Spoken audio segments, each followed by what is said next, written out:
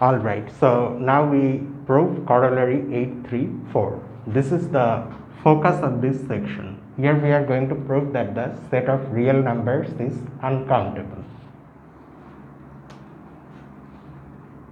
So let's see the proof.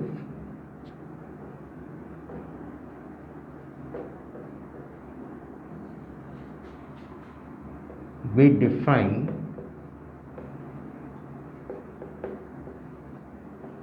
a map if from the power set of n into R. That means the power set of the set of natural numbers into R by this rule. F of A is defined to be equal to the value of this sum.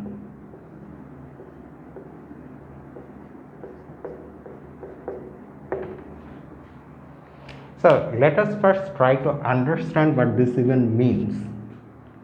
Our domain is the power set of n. That means the elements in the domain are subsets of n, and A is one such subset. That means the elements in A itself are some natural numbers, and for such natural numbers we are considering this sum over A, where the terms are these powers of 10. Now, so that is just the meaning, but in order for f to be well defined, it better be the case that this sum is absolutely convergent, because otherwise it will be meaningless. Now when we show, we are now going to show that this sum is absolutely convergent, then for a given A, we will have a unique real number here as the value of this sum, and that will prove that f is well defined. Before showing f is well defined, we cannot do anything else.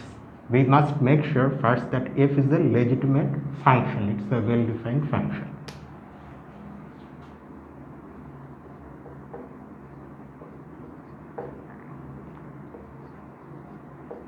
Note that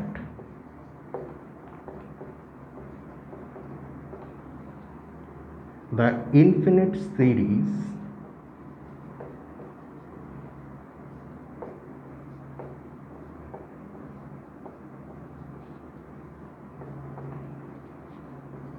this ordinary infinite series where n varies over all the natural numbers is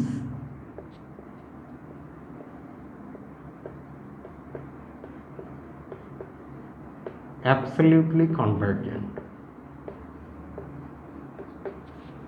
How? That's because this is the geometric series. It's the geometric series summation x to the power n, where n varies from 0 to infinity, and where x for us now is 1 over 10. Now we know from the theory of convergence of such series that whenever the absolute value of x is less than 1, then this series becomes convergent. Here the absolute value of course is 1 over 10, and that is less than 1. So that's why this is absolutely convergent, and the result which says this is lemma 733.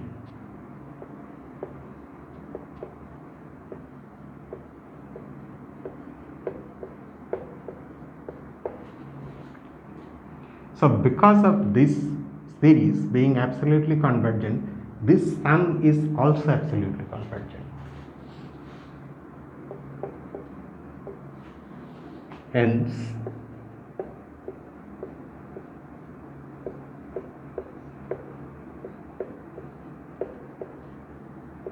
the sum is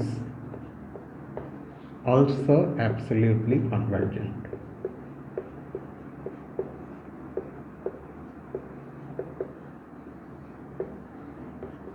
And this conclusion comes from one of the properties of absolute convergence of such sums, which we came across in the previous section.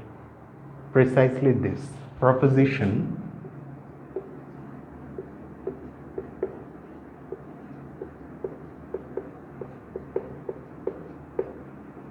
8 to 6 part C.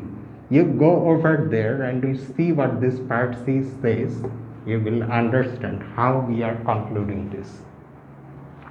Okay, so now we know that for any any subset A of n, we have a unique real number. So our function f is well defined and we can now work with it. Hence,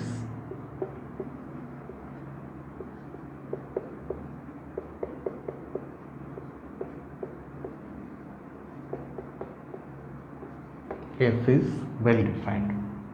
Now the main thing we are going to prove about f is that f is an injective function. It's a one-to-one function by contradiction. Okay, so we will suppose that it's not injective and arrive at a contradiction. So for that, suppose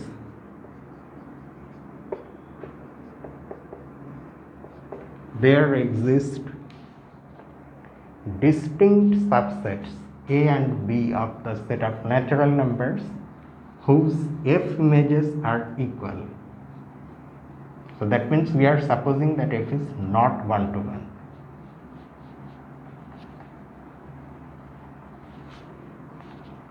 There exist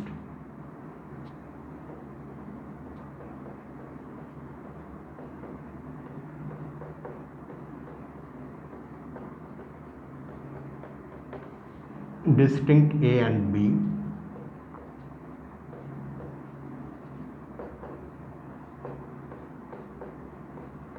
such that f of A is equal to f of B.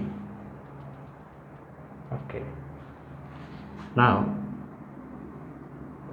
since A and B are distinct, the set A difference B union B difference A. Well, in this text, the author is using set difference, that is this notation to mean that same set. However, I am just simply using ordinary minus. Okay.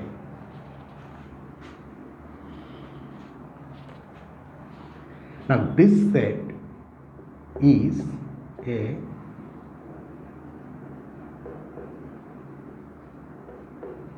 non-empty subset of n. Why? That's because if this becomes empty, then since it's a union, both A difference B and B difference A should be equal to the empty set. But for A difference B to be empty, A has to be a subset of B.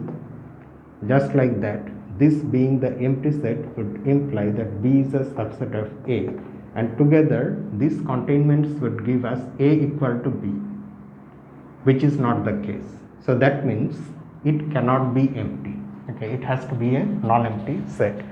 And since both A and B are subsets of n after all, so this is also a subset of n. It's a non-empty subset of n. So on this set we can now apply the well-ordering principle, which says that any non-empty subset of n has a minimum element.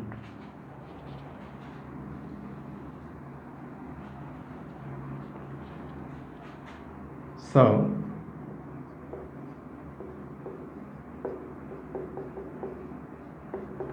by the well-ordering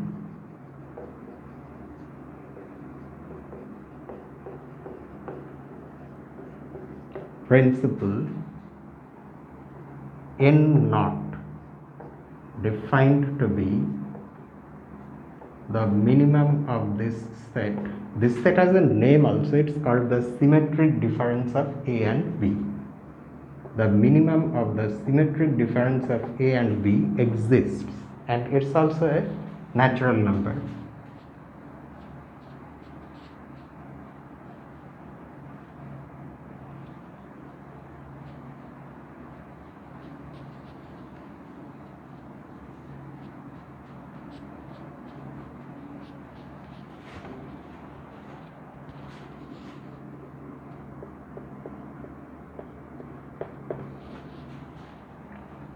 Now, n naught being the minimum of this set is after all an element of the set. So, being an element of a union, n naught either belongs to A difference B or B difference A. Since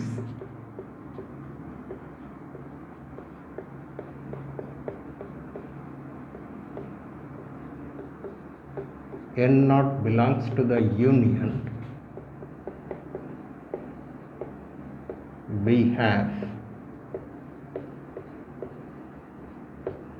either this or this, but of course not both, since A difference B and B difference A are disjoint. We assume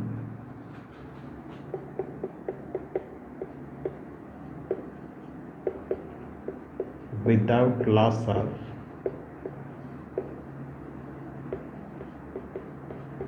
generality that n naught belongs to A difference B, because the situation is symmetric with respect to A and B, so we can assume any one of these two situations. Nothing significant will actually nothing will change if you think about it. If you instead choose n naught in B minus A, we are just simply choosing one of the cases. Then n naught belongs to A and n naught does not belong to B. Obviously, because that's what being in A difference B means. Also, for any natural number n less than n naught, we have either n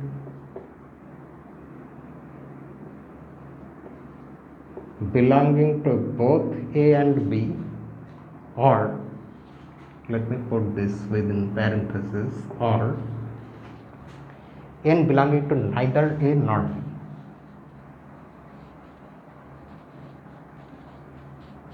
Besides n naught, we are trying to say something about the natural numbers less than n naught also, because we will need those.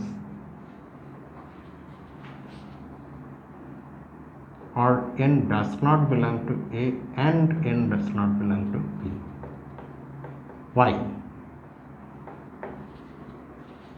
Why do we have this second part of the sentence? That's because n naught is the minimum element of A difference B union B difference A. So if you choose a natural number, if such a thing exists, such an n exists, then small n obviously is not in this symmetric difference.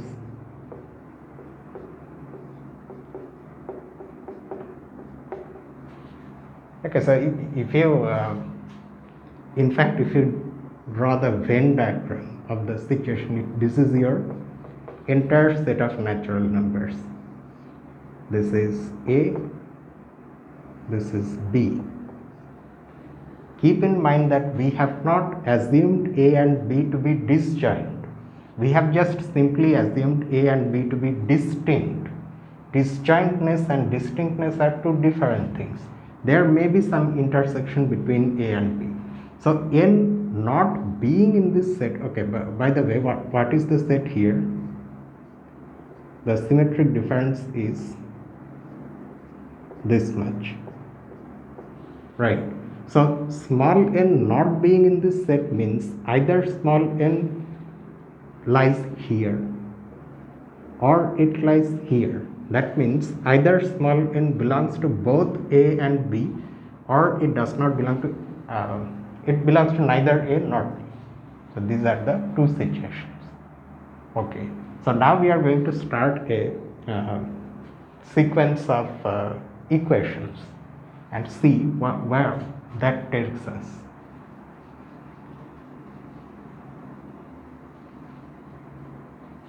So according to our assumption, although A and B are disjoint, but A and B are distinct, but f of A and f of B are the same. Now, so because of that sameness, 0 is equal to f of A minus f of B. So let us now simply use the definition of f. This is this sum minus f of B is this sum.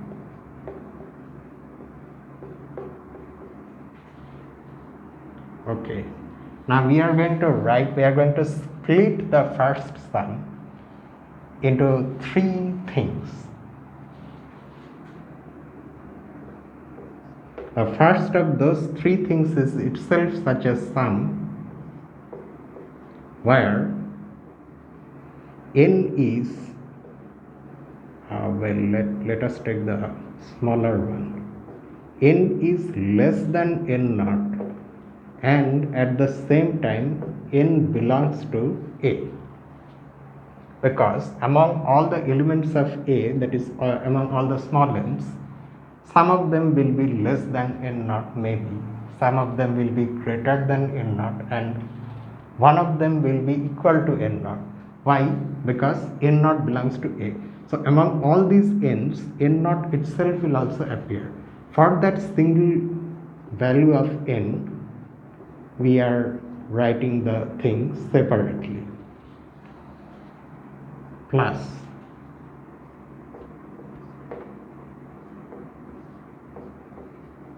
and then also we have those n which are larger than n naught. So this entire thing is the first term minus. And keep in mind one more thing, that we are able to freely split the sum like this because we are using, without mentioning, all the properties of convergent sums over infinite sets or finite sets, any set in fact, from the previous section.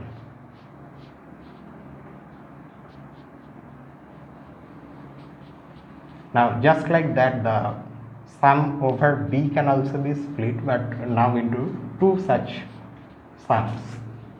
This extra term will not appear in B because n naught does not belong to B. Minus summation of 10 to the power minus n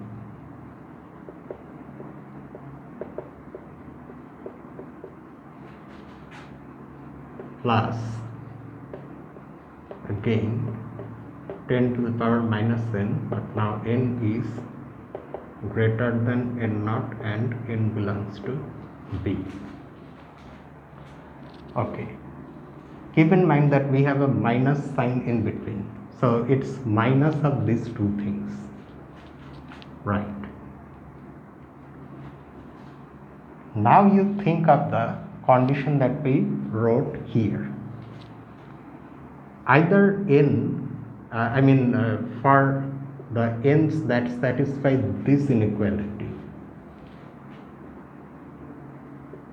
either it's the case that n belongs to both A and B, or n does not belong to either of them. That means n does not belong to their union. So because of this, whatever n you have here, I mean, say in this sum, you have some specific n, say n is in A and n is less than n naught. Then for that n, either this is true or this is true. Let's see what happens in each case. If this is true, then that specific n will appear here also. So that same 10 to the power minus n you will have here, and you have a minus sign, so they will cancel each other.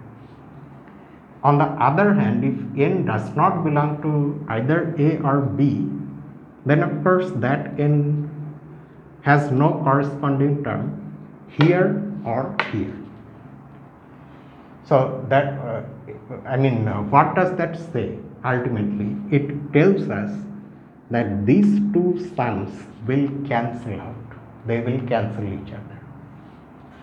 So that's why they will not appear after this. What we will be left with is this minus n naught plus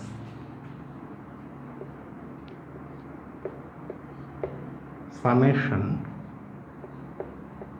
10 to the power minus n with these conditions minus this one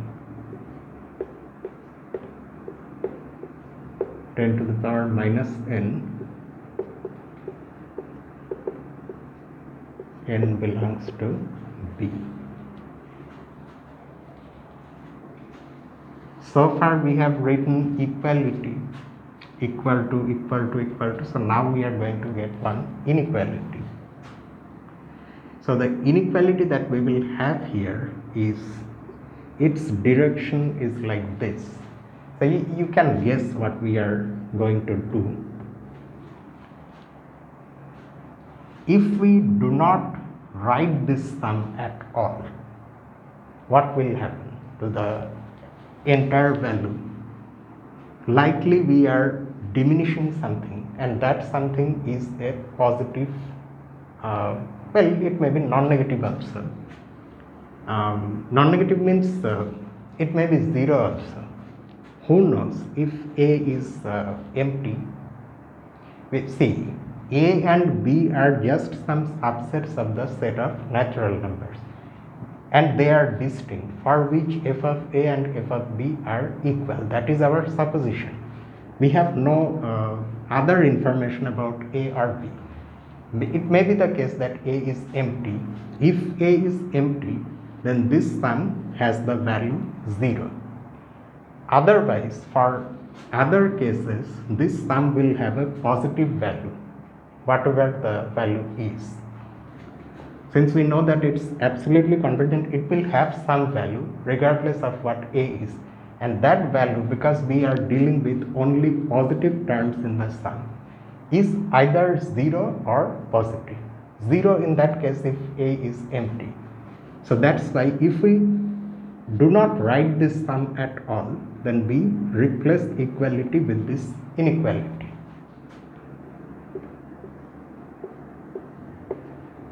On the other hand, we also do something to this sum.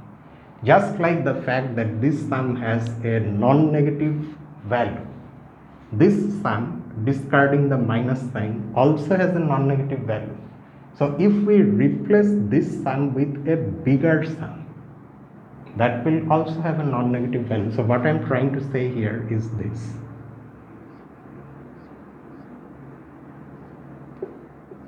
Non-negative value means, the inequality will be maintained.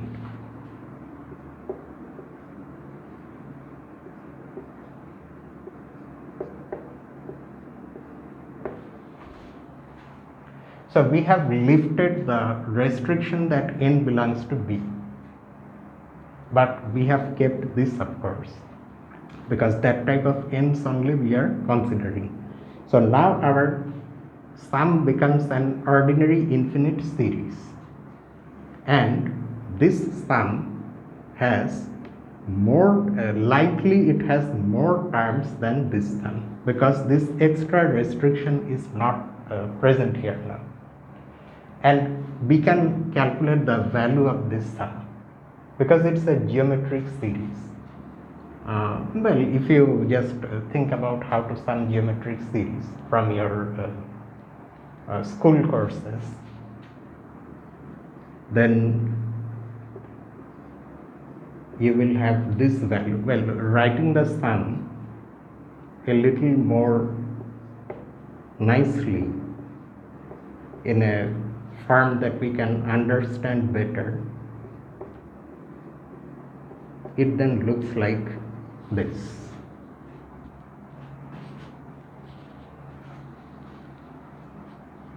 Well, now before I erase this completely, keep in mind that we have started with 0 and we have gone like this, and now we have this fact that 0 is greater than or equal to something.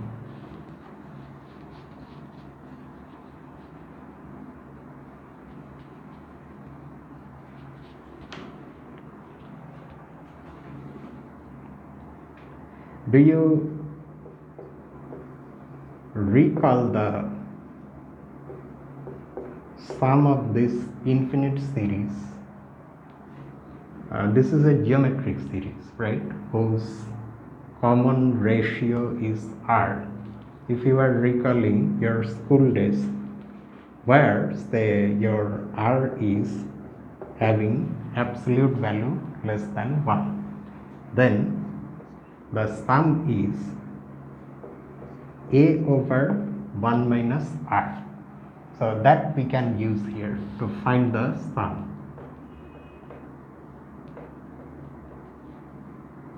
So in this case, how would the series look if we write like this? It would look like this, no? 10 to the power minus of n naught plus 1 plus 10 to the power minus of n naught plus 2 and so on. So the first term is this.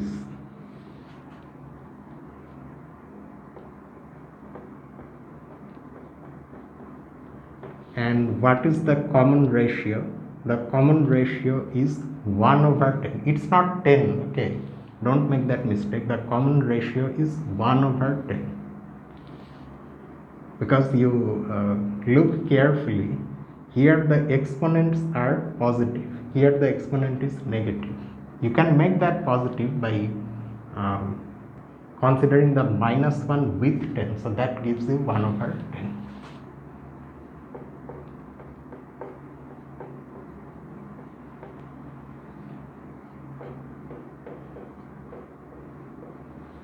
So the denominator becomes 9 over 10, that 10 goes up and it gets cancelled with 10 to the power minus 1. That means we have this.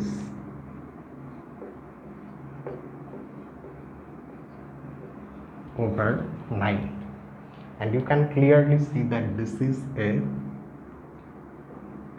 positive real number. So what have we obtained here?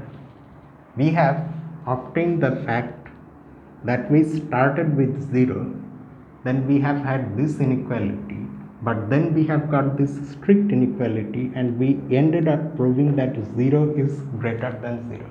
This is an absurdity. This cannot happen. So that's why something has gone wrong.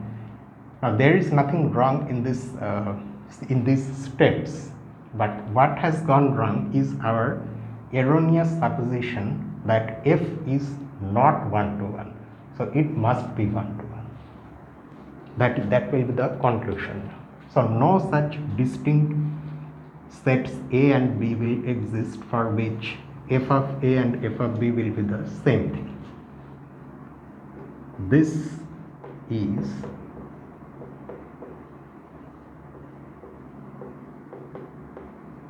impossible, and hence our supposition is wrong.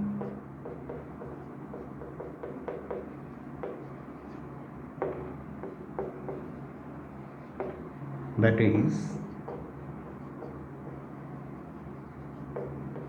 F must be injective.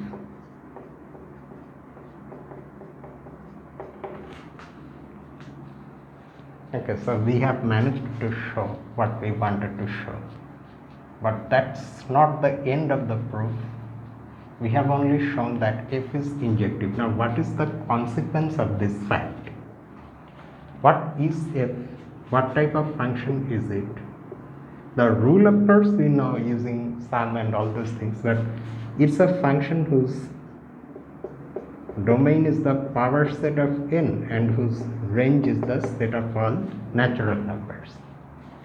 So that means now, because we have proved that F is injective, so if you change the range to the image set of the power set of n under F, then it becomes a bijective function, and as such the cardinalities of this image and the power set of n become the same. But we have already proved that this set, the power set of n, is uncountable, so this also must be uncountable. But this is a subset of R.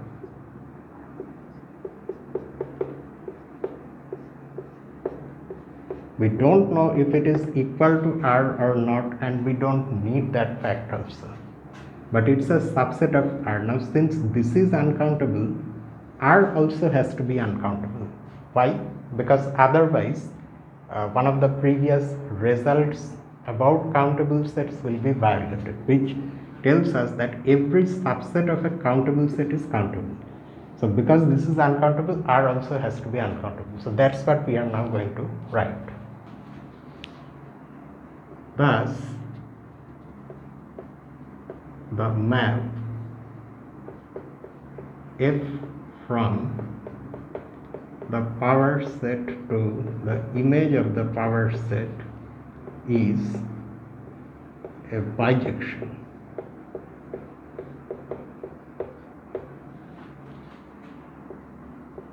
And hence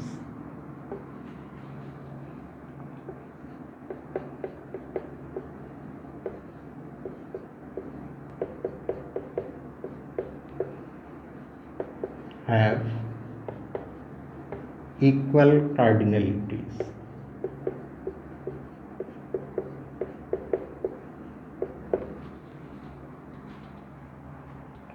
Since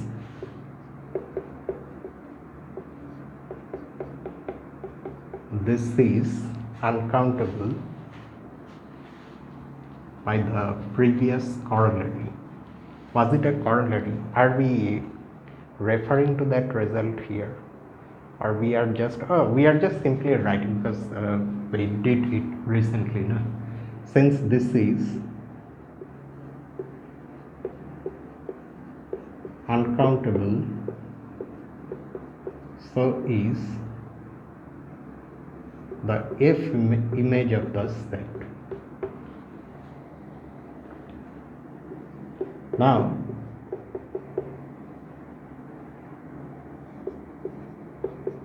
this containment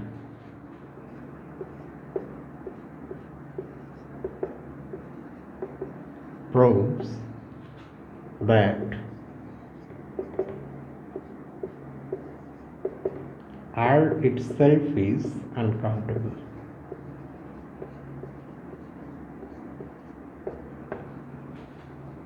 And here I think we are, otherwise this would contradict corollary 817. So that is that result which says that every subset of a countable set is countable.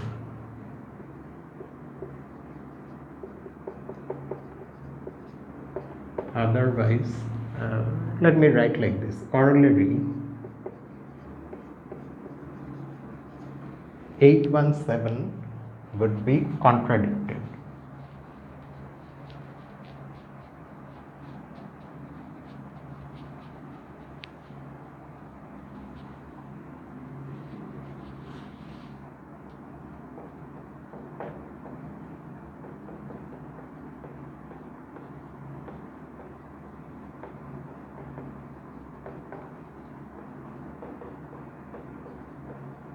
So this now finally completes the proof. So we have managed to show that the set of real numbers is uncountable.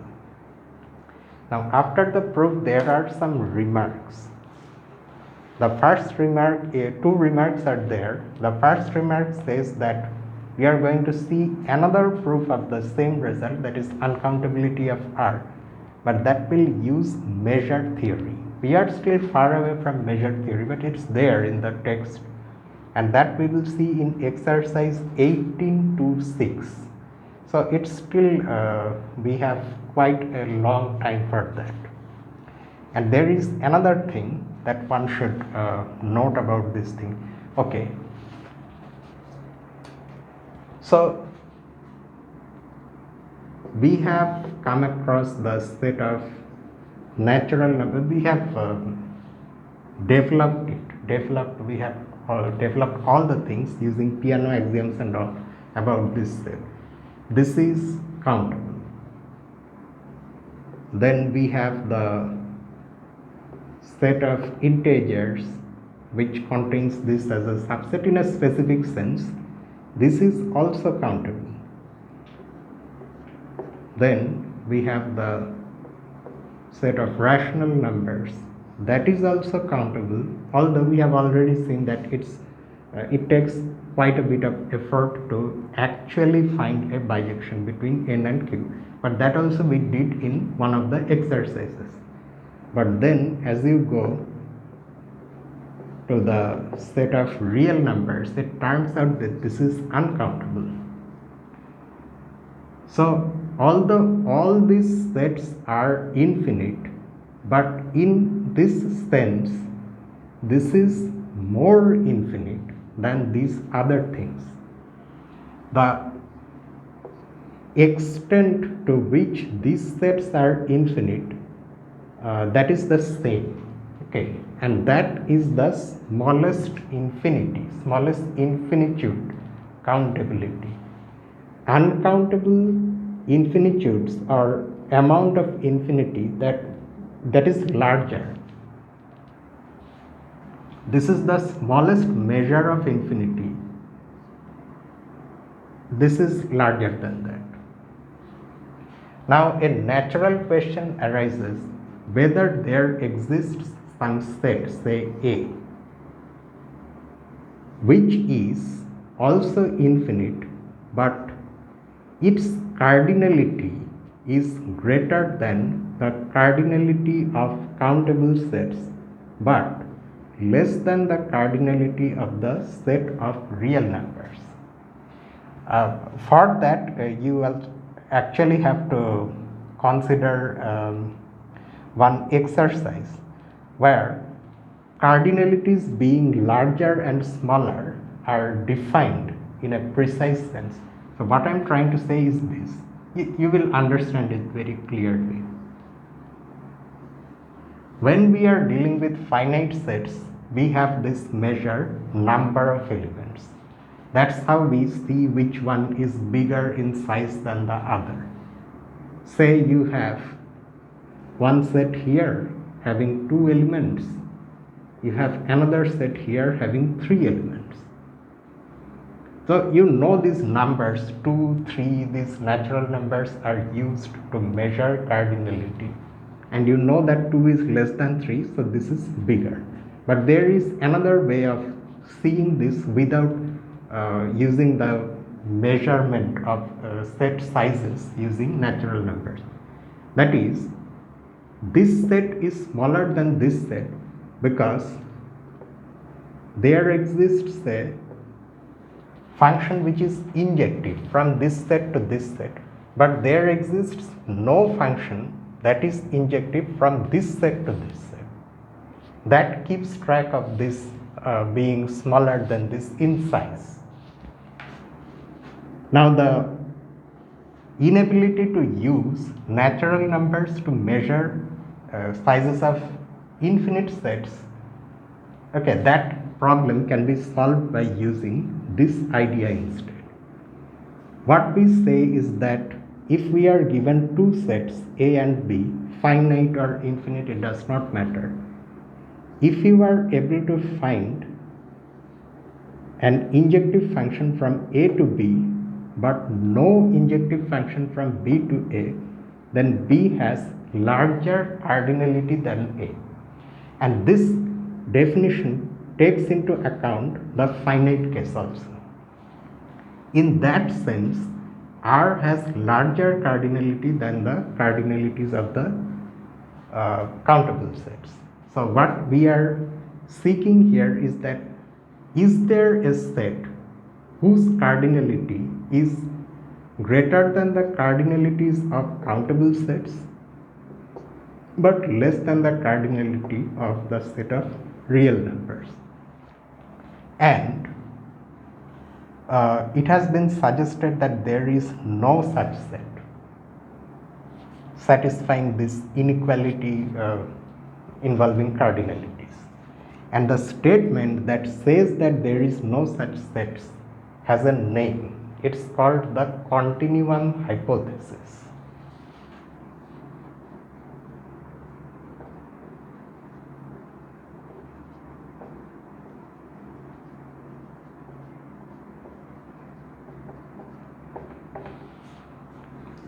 So mathematicians tried to prove this or disprove this. Many people tried, but Kurt Gödel and Paul Cohen showed that this hypothesis is in a very strange manner independent of the axioms of set theory that we have seen so far. So far means there is another axiom, the axiom of choice, which we are going to see very soon. So the continuum hypothesis being independent of the axioms of ZFC means that using these axioms, you can neither prove this to be true nor disprove this to be false. Okay, it's independent, it's outside the reach of these axioms, the logical reach of these axioms. Using these axioms, we have been doing all whatever we are doing here, right? But that there is an extent to that, right? You cannot go beyond that. There is something, a sort of boundary. It's like the observable universe.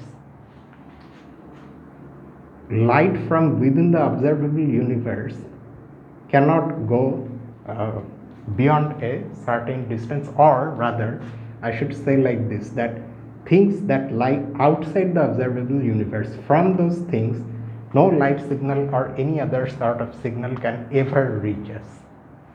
It is like that. The continuum hypothesis lies outside the universe of ZFC, which consists of those statements that can either be proved or disproved using the axioms of ZFC. So it's a very strange thing, but it is somehow related to these things.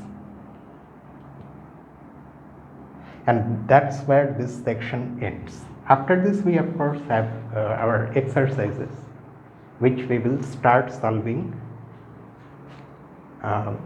next Sunday.